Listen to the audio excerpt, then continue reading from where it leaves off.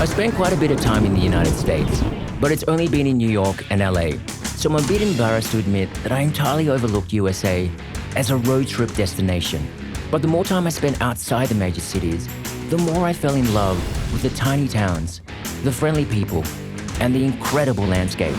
It's like something out of a movie.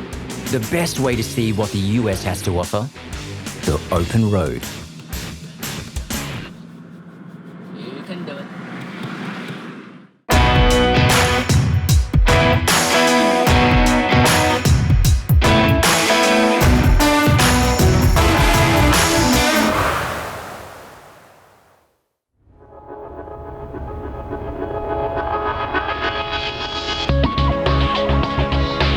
I've always loved the city. I mean, I've always been a city kid. The city life is, there's always a show, there's always a market. So about 15 years ago, I was here in a different mindset. I wanted to be a dancer in the States. And so I spent a lot of time in Los Angeles just training and trying to make it. So most of my experience in the States have always been in the city. Growing up, I've never really been adventurous to go out of my comfort zone. Like I've always been a little bit insular, sort of wanting to be safe. But now, as I've gotten older, I've really yearned for going out and wandering and getting lost and finding my way back. I've been living van life part-time in Australia. I just love the fact that you can travel anywhere and have a roof over your head, have a cold drink, and have warm blankets.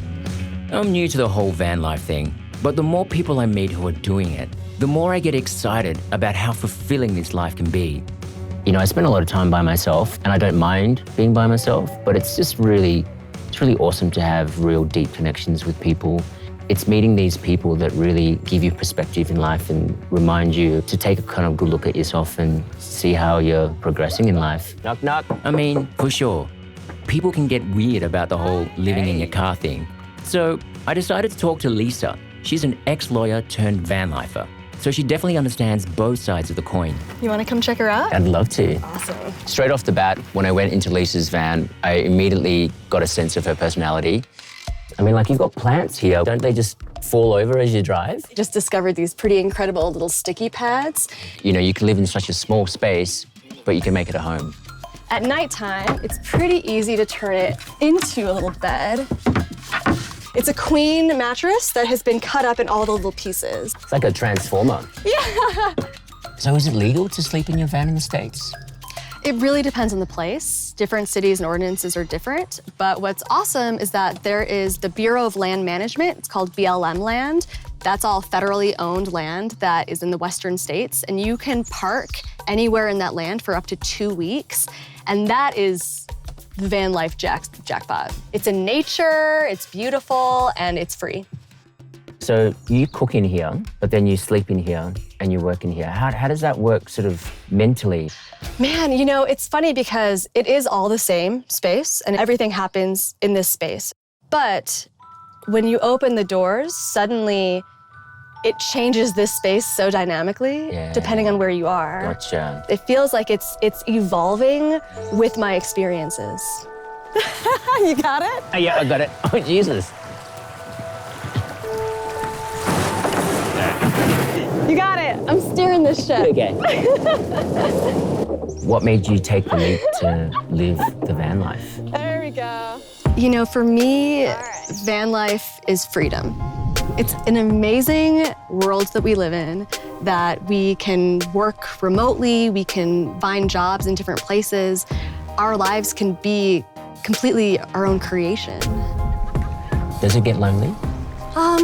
I really love my alone time, and I just make sure that I find community on the road. And the people that are doing this, we're all really intentional about creating community. And so we have these gatherings all across the country every year. And so it's an amazing way to connect with the other people that are all kind of loners who also want friends. So I'm getting ready to go to the meetup in Idaho, and I'm gonna meet up with 3 or 4 other girls who all have vans, and we're gonna caravan up there. They're sort of like festivals. It's really about connecting with each other and also learning more about how everyone else lives this quirky little lifestyle. So I started on my own. Now I'm driving with 4 or 5 other vans to this meetup. We're going from Colorado, through Wyoming, all the way to the Tetons in Idaho. This is gonna be incredible.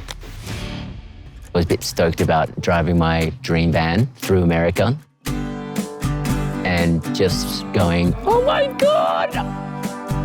I think living van life makes you live in the present moment. It forces you to adapt. It forces you to problem solve. You know, it's not just about finding facilities and where to go to the toilet. It's about going, what's my adventure today? Go down this road, 2 miles, would you say, Eddie? Yeah, it was. 3 miles? Yeah, 2.5 miles. If you miles. see the Yeah. highway department, you went too far. You guys have a good trip, have fun. Van life to me is spontaneity. It's road tripping. These are Roman candles. You hold them in your hand and they shoot out flaming balls. It's not having to book flights and hotels. It's changing direction at a moment's notice. It's a great way to take a vacation, but it's also growing as a legitimate lifestyle choice. Not everyone has an easy time understanding my decision to live this way. So I'm really pumped to meet up with a whole bunch of people who are like, heck yeah, we get it. I think we can get caught up in working in an office, doing a 9 to 5, and sometimes not even seeing the weather and what the sun's doing.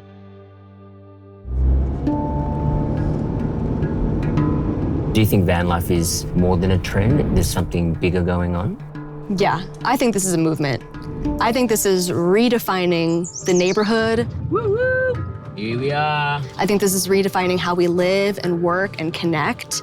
I mean, I travel around the country and I meet up with hundreds of vans in different places, and these communities are just created. You know, you have an instant neighborhood. People grow and change, and then you separate and you move on from there. And I think that this is really a whole new way of living.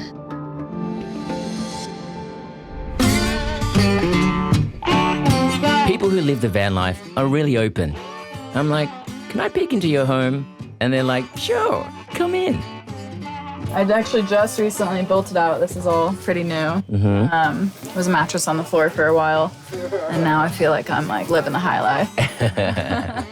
If you're coming as a traveler from out of the States, I highly recommend getting a vehicle and driving, because I know a lot of people come here and they fly from like Vegas to New York to Miami, and those are the big hubs. And anytime someone tells me that, I'm like, oh my gosh, you're missing so much in between. The open road, that's where you see everything. The desert, the forest, the off-roads. I didn't want to get a 9 to 5 job. I did. And I bartended and I worked at a cafeteria, did all these jobs trying to save money, and just felt terrible. So I saved up and bought a van.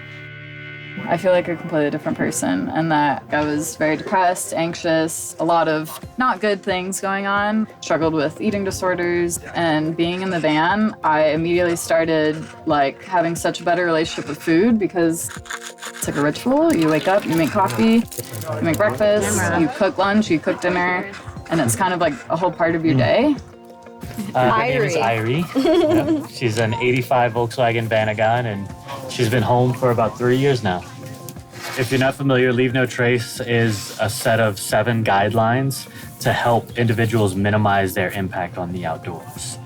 And we've been adapting it to van life. Principle number 1 is plan ahead and prepare. Number 2 is travel and camp on durable surfaces. Number 3 is dispose of waste properly. Principle 4 is minimize campfire impacts. Number 5. Leave what you find, respect wildlife, and be considerate of other visitors. So that's the 7 principles of Leave No Trace. I don't know who wrote the rules, but, telling us that life should be a certain way. And, I bought into that, thinking that, I'm gonna live the American dream. And things didn't really turn out that way. I started suffering with a lot of anxiety and depression, and that was scary. And for us, that radical shift was really important. I don't advise it for a lot of people, Right for us. but it was the right move for us. What is the American dream? I feel like the American dream is different for everyone. So for us, it was about finding where we fit, pursuing our passions. I mean, that's a huge question. It's a collection of things, all sort of intertwined and inspired by each other. And I think people are redefining previous generations, they're challenging those belief systems. Today we feel one way, tomorrow we might feel another. And we're not gonna say, no, we can't feel that way. You know, we can, and we will, and we are. 'Cause I wanna get this started now. Wanna get this started now. You know, I've always sort of struggled with connecting with men because there's this sort of wall that we have, and there's ego and these daddy issues, and it has sort of made me quite reluctant to kind of gauge men. But when I connect with guys here at Vanlife community event, it's just this real genuine understanding that we all come from a history of finding male role models in our lives, and this real vulnerability. In Canada, we just had 3 boys living in a small van together, and they're my brothers, you know, like they're just absolute family. And living that close quarters, you just see the good, the bad. You know, you see the nit and grit in others, but you also see it in yourself. Have you felt like you've grown since you've been traveling with these guys? Like Wildly. Yeah. I remember in my childhood, some of my fondest memories when I was traveling and when I was camping out. I think when my adoptive dad left, my adoptive mum really kind of struggled, and there was a point where we kind of lost that time spent with family. I think I'm really like yearning for it. And I think that's going to be something that I will take away from this trip, because the ritual of traveling is not just being in new places, it's a ritual for connection and understanding what's really important